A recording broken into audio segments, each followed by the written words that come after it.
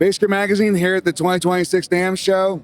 And always a pleasure to see one of my best friends at the show here, Sheldon Dingwall, with these fantastic basses. So good to see you, buddy. It's always a pleasure to see you. And show us what you got.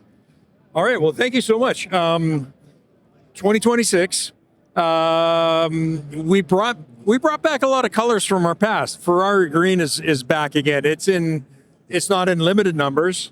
We brought back Mac Pink. Unfortunately, it's only available in Europe. It's exclusive to Europe, which is our biggest market currently. But Lamborghini Orange came back, and we started doing the bright hot rod colors on the D-Rocks. And a lot of people have asked, what's with this stick-on pickguard? D-Rocks slope away. You don't actually need a pickguard. That's just for decoration, and it comes from Mopars of the 70s. So muscle cars with that matte black stripe on it. As a kid, I mean, that to me was just so exciting to see that. So a little bit of an ode to a muscle car. The newest bass is the Jacob Umansky. This is a production bass. It's built in Indonesia. It's a combination of our Z series and Afterburner and kind of a mashup of all that. And Jacob is the bass player for Intervals. He's got a huge following all over the world. I was walking through a music mall in Korea and some guy recognized me because I had a Dingwall shirt on. And we got talking about doing clinics. And I said, well, all right, I'd love to do one in Korea. Who would you like for an artist? And the first guy he said was Jacob Umansky.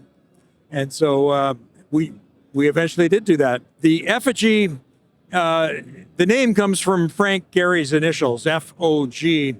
And as I was working on the initial design, I'd been going through a lot of Frank Gehry buildings and just admiring the pure genius. So it's almost an insult to use him as an inspiration because his genius was so far beyond. But that's where the inspiration came from. And it's a headless that you can hang on a stand. And when it's time to play, you just put those away until it's time to use it again. Or if you have a clip-on tuner, you can bring one of them out and put your tuner on the end. The string locks, once you preset the tension, then it's finger tight from there on in. So just clip the string, put it in the block, use your thumb to close it, and you're locked up. No need for a wrench. The bridge, we collaborated with Riviera Designs out of Italy. And the history of Riviera was, he was an F1 engineer and a MotoGP engineer. So this guy was on touring the world with the F1 team, Red Bull team. And then he was touring the world with the Ducati MotoGP team. Really bright guy. So we collaborated. We took our existing technology from the minimalist bridge and then it added his technology plus a few tweaks from his tuning system. And it's the lightest, as far as I know, it's the lightest headless, most compact headless bridge available. Loaded it with the Rupert Neat design preamp and a little bit of an interesting story in the body. I was in tone and music and I used to study marimba when I was a kid. And so I had a chance to go through their marimba room. There's like 25 or 30 marimbas, all with different woods for the keys, or for the bars. And it was amazing the difference in tones between the different woods they use. Marimba bars are designed with a really thin center and thick ends. And so the body, this is what we've done to the body. It's the thinnest body we've ever made in the center, but also the thickest at the ends. And the resonance is off the charts. You can just feel every note. Speaking of Europe, this is the Rob Vanderloo signature model. This is African mahogany. It looks like aluminum, but it's African mahogany made to look like aluminum. It also features a dark glass onboard distortion. Vic was playing it today and he was getting some just amazing tones out of it. Available now. It will be built in our custom shop, but built custom production. So it won't be a crazy custom like these guys over here. It's more simplified construction. The band Tesseract from England is an amazing metal band, and the bass player Amos Williams I met him a few years ago, and he was just the nicest guy. We just hit it off right away. And Amos has he has a really strong ecological focus, and we got talking about a bass for him, and he wanted to do something where it had the least environmental impact possible. So could we use scraps and cut-offs of wood? And so that's what we've done here. All of these woods would have been of no use, and they would have been either thrown out or burned.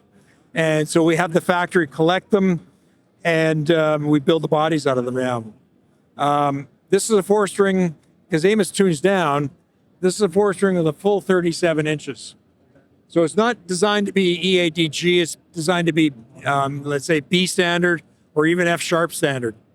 It will come in a 5 eventually, and possibly even a 6. The Kyle Conkia model, we're displaying this, but it's a limited run, and they're all sold out. So look but don't touch. The SB1, produced in Indonesia. The original design was so that the pickguard held nothing. The pickguard is decorative only, so it's easy to remove and replace with a different color. So you can change out the look of your bass. Right now, this is looking a little more modern, but you could throw on a torque guard and make it look more retro if you had a retro gig. Bodies are extra thin, so the weight is reasonable. We didn't hollow it out, so we preserved the mid-range by keeping the body solid and just making it thinner. The horn has been stretched out, so it balances well on a strap. 100% passive, but it has enough room in the controls. If you wanted to in the future, you could add a preamp. Most people don't. Most people are happy with the passive tone. And it's available in 4 and 5. The next up are master builds, and we only do 2 of these a year. We do one with Paul Hilliker and one with Simon Padalka. These guys are the rock stars of our shop, but I mean, both of them do at the very top level of guitar construction. There's one of Simon's guitars there, wood and slate. Wow. Yeah. So what Paul did with this one was he found some hand-printed paper from Nepal that really inspired him. And so he custom blended the finish to match the blue in the paper, and custom blended the gold pinstripes to also match the paper. Did an applique on the back. Custom brass inlays. Paul's been working with us for 18 years. He showed up at our door when he was 17 years old with his second guitar he'd ever built. And I took one look at that and went, you have a job here anytime you want. And he came a year later, and he's been with us ever since. Simon Padalka, Padalka guitars in Russia. A lot of not cool things going on in that part of the world these days. And Simon didn't want to have he didn't believe in it and didn't want to have any part of it. And so we were like, would be more than happy to have you come and work with us. Both Paul and Simon have their own brands that they build evenings and weekends, and then they build Dingwall guitars Monday to Friday. And this is Simon's take. So the center color is kind of a riff on the Fender Blonde, except it's a light turquoise and with a matching neck. And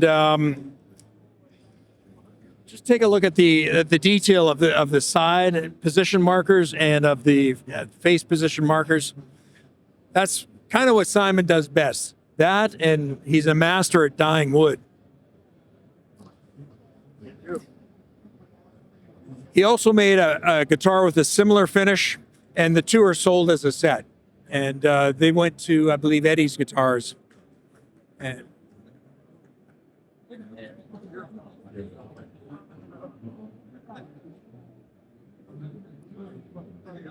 so there you have the Dingwall lineup for 2026. Fantastic. Thank you. Thank you, Tom. You know him, you love him. Check him out.